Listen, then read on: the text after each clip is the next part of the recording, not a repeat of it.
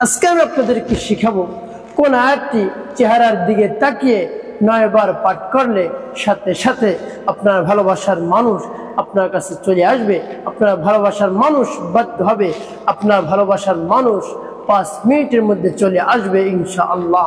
প্রিয় ভাই বোনেরা, এই আমলটি হলো ভালোবাসার মানুষকে কাছে আনার, ভালোবাসার মানুষকে বশ করার।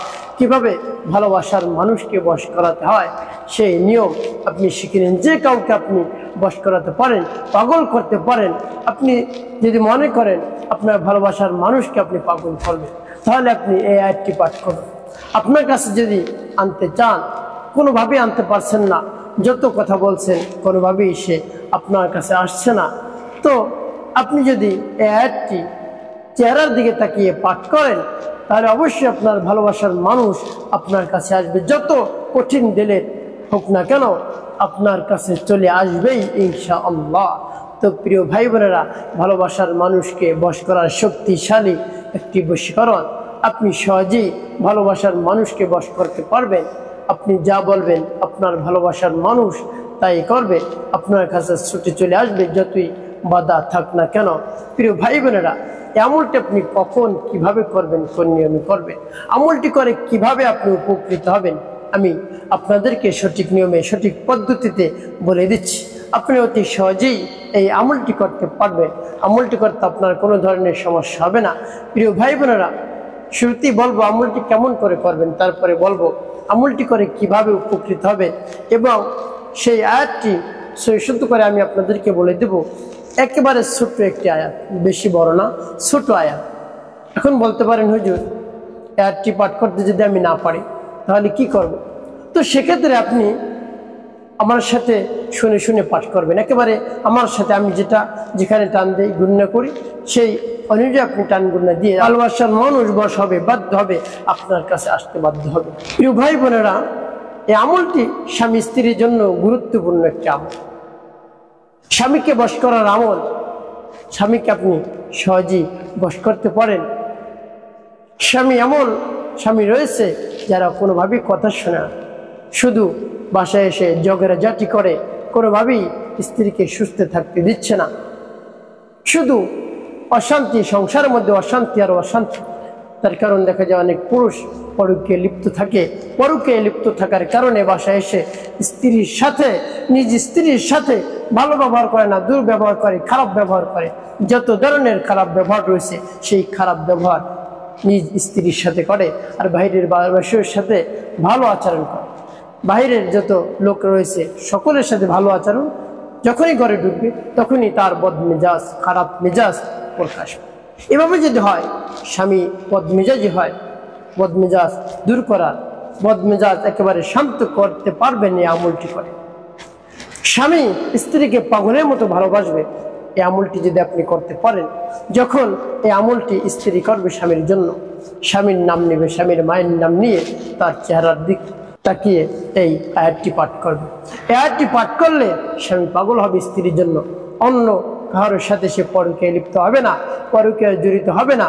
এভাবে আমার দেখার নিয়ম যে পরিপূর্ণ বিশ্বাস নিয়ে, আস্থা নিয়ে এই আমলটি স্ত্রীরা করতে পারে, অবশ্যই স্বামী বশ হবে। স্বামীকে যা বলবেন তাই করবে। এক কথায়, আপনি যদি বলেন এখানে দাঁড়িয়ে থাক, দাঁড়িয়ে থাক। আপনি যদি বলেন ওইদিকে যাও, ওইদিকে যাবে। আপনার জন্য পাগল হবে, আপনার দিকে আকৃষ্ট হয়ে যাবে। অন্য কোনো পর নারীর সাথে সে কথা বলবে না, তাদের দিকে তাকাবেও না, আপনাকে শুধু পাগলের মতো ভালোবাসবে। আরেকটি কথা মনে রাখতে হবে, যখনই আপনার স্বামী আপনাকে ভালোবাসবে, তখন আপনার স্বামীকেও আপনি বেশি ভালোবাসবেন। তখন বাইরের কোনো নারীর দিকে সে তাকাবে না। আপনি যদি স্বামীকে ভালো না বাসেন, তাহলে কিন্তু আপনাকেও পরবর্তীতে আর ভালোবাসবে না। যখন দেখবেন আপনার স্বামী আপনাকে ভালোবাসে, আগের চেয়ে বেশি ভালোবাসে, আপনার দিকে বেশি আকৃষ্ট হচ্ছে, তখন আপনিও তাকে তার চেয়েও বেশি ভালোবাসবেন। দেখবেন আপনাকে জান প্রাণ দিয়ে ভালোবাসবে, প্রাণের চেয়ে বেশি ভালো আপনাকে বাসবে। জান প্রাণ দিয়ে স্ত্রীকে স্বামী ভালোবাসবে যদি এই আয়াতটি তার চেহারার দিকে তাকিয়ে 9 বার পাঠ করতে পারেন। অবশ্যই বাধ্য হবে, বশ হবে, যা বলবেন তাই করবে। অবাধ্য স্বামী বাধ্য হবে। অবাধ্য স্বামীকে বাধ্য করার সঠিক সহজ একটি উপায়, একেবারে ছোট আয়াতটি পাঠ করতে আপনার বেশি সময় লাগবে না। শুধু এই আমলটি করতে আপনার কয়েক মিনিট সময় লাগবে, সেই কয়েক মিনিট সময় ব্যয় করুন। আপনি আনন্দিত হবেন, আপনি উপকৃত হতে পারবেন ইনশাল্লাহ, আপনি খুশি হয়ে যাবেন। আপনি একেবারে সংসারের অশান্তির কারণে একেবারে নিজেকে বিরক্ত বোধ মনে করছেন, বিরক্ত হয়ে পড়ছেন, কি করবেন কোনো দিক খুঁজে পাচ্ছেন না, যে সংসারে এত অশান্তি কেন, স্বামী স্ত্রীর মধ্যে এত অশান্তি কেন। সেই স্বামী স্ত্রীর মধ্যকার অশান্তি দূর করার জন্য আপনি এই আমলটি করুন। অবশ্যই সংসারে শান্তি আসবে, সব ধরনের অশান্তি দূর হয়ে যাবে, সন্তান সুসন্তান হবে, নেককার সন্তান হবে ইনশাল্লাহ। তো প্রিয় ভাই বোনেরা, সেই আমলটি কেমন করে আপনি করবেন? সেই আমলটি করার ক্ষেত্রে আপনাকে শুরুতে যে কাজটি করতে হবে সেটি হলো পবিত্রতা অর্জন করতে হবে। পবিত্রতা অর্জন করতে হবে, উত্তম রূপে উজু করে পবিত্রতা অর্জন করে পবিত্র স্থানে বসবেন। এই আমলটি যখন করবেন তখন তার চেহারার দিকে তাকিয়ে সেই আয়াতটি আপনাকে পাঠ করতে হবে। আর যার দিকে তাকিয়ে পাঠ করবেন সে যেন বুঝতে না পারে, আপনি এমনভাবে পড়বেন আপনি নিজে যেন বুঝেন, এভাবে আপনি সেই আয়াতটি পাঠ করবেন। একেবারে জোরে জোরে পাঠ করতে হবে সেটা না, আস্তে আস্তে পাঠ করবেন। আর যখন পাঠ করবেন তখন আপনার যে সমস্যার জন্য আপনি আমলটি করছেন সেই সমস্যার কথা মনে মনে স্মরণ করবেন। যে যাকে বশ করতে চান, যাকে বাধ্য করতে চান, যাকে পাগল করতে চান, তার কথা আপনি স্মরণে আনবেন, তার কথা স্মরণে আনবেন। তারপরে আপনি সে আয়াতটি পাঠ করবেন আর মনে মনে জল্পনা করবেন, সে যেন আমার জন্য পাগল হয়ে যায়, তাকে যদি আমি পেতাম তাহলে কতই না ভালো হতো, সে তো অনেক ভালো। এই জন্য এভাবে আপনি কল্পনা করবেন যখন আয়াতটি পাঠ করবেন। তার চেহারার দিকে তাকিয়ে এভাবে মায়াবী নজরে আপনি তাকিয়ে তারপরে সে আয়াতটি পাঠ করবেন। আপনার জন্য পাগল হবে, বাধ্য হবে, তার জীবনের চেয়ে আপনাকে বেশি ভালোবাসবে। প্রিয় ভাই বোনের, যখন তুমি পুজো করা হয়ে যাবে, পবিত্র স্থানে দাঁড়িয়ে বসে যে কোনো অবস্থাতে আপনি এই আমলটি করতে পারেন। যখন আমলটি করবেন এর পূর্বে কি পাঠ করবেন? আপনার জীবনের সমস্ত গুনার কথা স্মরণ করে ক্ষমা প্রার্থনা করবেন। আল্লাহ, আমার জীবনের সমুদায় গুনাহ খাতাগুলো আপনি মাফ করে দিন। জীবনে যত ধরনের অন্যায় অপরাধ করেছি সব ধরনের অন্যায় অপরাধ ক্ষমা করে দিয়ে আমাকে পাক পবিত্র বানিয়ে দিন। এভাবে মহান রব্বুল আলামিনের কাছে আপনি বলবেন। তারপরে আপনি নবীজি সাল্লাল্লাহু আলাইহি ওয়াসাল্লাম মহব্বত নিয়ে, ভালোবাসা নিয়ে 3 বার দুরূদ শরীফ পাঠ করবেন, সাল্লাল্লাহু আলাইহি ওয়াসাল্লাম, সাল্লাল্লাহু আলাইহি ওয়াসাল্লাম, সাল্লাল্লাহু আলাইহি ওয়াসাল্লাম।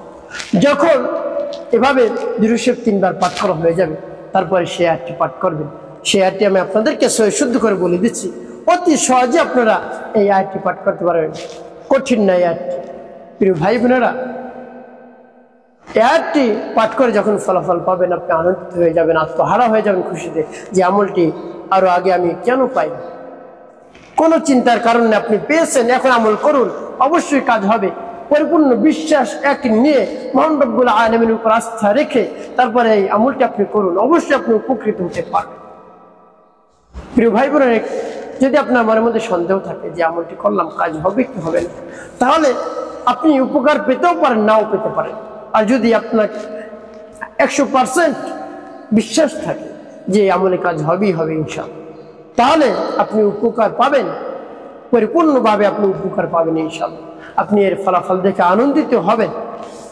তো সেই আয়াতটিকে আমি আপনাদেরকে বলে দিচ্ছি, যেমন বিসমিল্লাহির রহমানির রহিম, ইউহিব্বুহুম ওয়া ইউহিব্বুনাহুম কাহুব্বিল্লাহ, ইউহিব্বুহুম ওয়া ইউহিব্বুনাহুম কাহুব্বিল্লাহ, والذين آمنوا أشد حبا لله، والذين آمنوا أشد حبا لله، يحبهم ويحبونهم كحب الله، والذين آمنوا أشد حبا لله، يحبهم ويحبونهم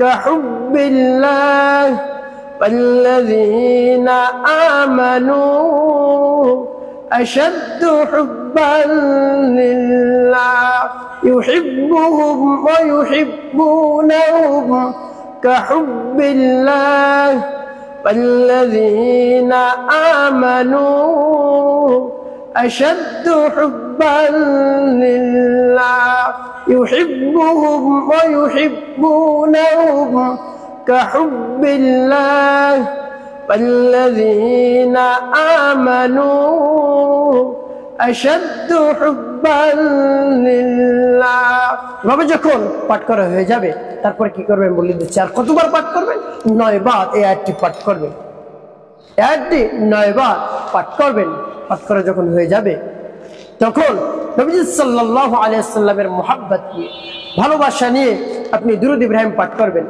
প্রিয় ভাই বোনেরা শুরুতে আমি বলছি যখন এই আয়াতটি পাঠ করবেন তখন যার উদ্দেশ্যের জন্য আপনি পাঠ করবেন তার নাম নেবেন তার মায়ের নাম আপনি স্মরণ করবেন পড়ে তারপরে তার দিকে মায়াবী নজরে তাকিয়ে তারপরে এই আয়াতটি পাঠ করবেন ইউহিব্বুহুম ওয়া ইউহিব্বুনাহুম কাহুব্বিল্লাহ ওয়াল্লাযীনা আমানু আশাদ্দু হুব্বান লিল্লাহ যার দিকে তাকিয়ে পাঠ করবেন তার হৃদয় যদি পাথরেরও হয় নরম হয়ে যাবে ইনশাআল্লাহ এমন মন শক্ত কেউ নরম করতে পারে না এই আমলের বরকতে ইনশাআল্লাহুল আজিজ অবশ্যই তার মন হৃদয় নরম হয়ে যাবে স্বামী স্ত্রীকে পাগলের মতো ভালোবাসবে একেবারে সে অবাক হয়ে যাবে যে কত শক্তি মহান রব্বুল আলামিন কোরআনের মধ্যে রেখেছেন প্রিয় ভাই বোনেরা ভালোবাসার মানুষকে কাছে পাওয়ার একটি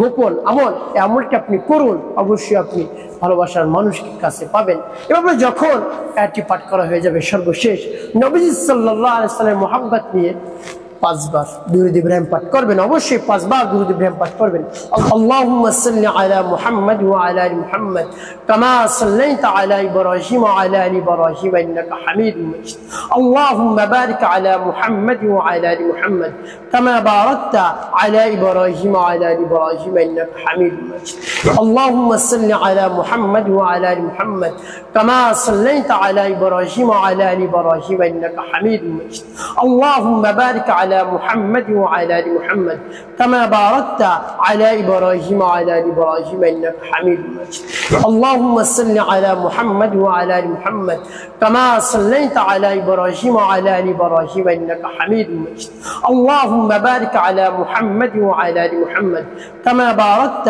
على ابراهيم وعلى ال ابراهيم انك حميد مجيد এভাবে যখন দুরূদ ইব্রাহিম 5 বার পাঠ করা হয়ে যাবে তারপরে কি করবেন আপনি মনে মনে দোয়া করবেন আর ওখানে বসে যদি হাত তুলে দোয়া করার ব্যবস্থা থাকে আপনি দোয়া করে ফেলবেন প্রিয় ভাই বোনেরা দোয়া করবেন হে আল্লাহ ভালোবাসার মানুষকে আমার কাছে দিয়ে আমার কাছে এনে দিন ভালোবাসার মানুষ ছাড়া আমি বাঁচতে পারবো না এভাবে মহান রব্বুল আলামিনের কাছে দোয়া করবেন স্বামী স্ত্রী স্বামীর জন্য দোয়া করবে হে আল্লাহ আমার স্বামীকে বাধ্য করে দিন আমার জন্য পাগল করে দিন আমার দিকে যেন আকৃষ্ট অন্য পর নারীর দিকে যেন সে না তাকায় মন না দেয় এভাবে তার জন্য দোয়া করবেন অবশ্যই স্বামী বাধ্য হবে বশ হবে যা বলবেন তাই করবে ইনশাআল্লাহ প্রিয় ভাই বোনেরা একটি কথা জানতে হবে সেটি হলো অবৈধ সম্পর্কের জন্য আমলটি করবেন না অবৈধ সম্পর্কের জন্য আমলটি করা নিষেধ আপনি কাউকে ভালোবাসেন বিবাহ করতে চান তার উদ্দেশ্যের জন্য আপনি আমলটি করবেন বিবাহের প্রস্তাব দিবেন সে গ্রহণ করবে কি করবে না সেক্ষেত্রে আপনি আমলটি করবেন যেন আপনি প্রস্তাব দেন আর সে গ্রহণ করে না এমন না আপনি প্রস্তাব দিয়েছেন গ্রহণ করে না সেটা দূর করার জন্য আপনি আমলটি করবেন অবশ্যই আপনার ভালোবাসার মানুষ কি মহান রব্বুল আলামিন আপনার জন্য কবুল করে নেবেন একেবারে খাস দিলে একেবারে ইয়াকিন নিয়ে আপনি আমলটি করুন অবশ্যই উপকৃত হতে পারবেন প্রিয় ভাই বোনেরা একটি কথা মনে রাখতে হবে 5 ওয়াক্ত নামাজ আপনাকে আদায় করতে হবে কোনোভাবেই নামাজ ছাড়া যাবে মানুষের কল্যাণে খিদমতে বেশি বেশি কাজ করবেন অবশ্যই আপনার জীবন সুখময় হবে শান্তিপূর্ণ হবে ইনশাআল্লাহ।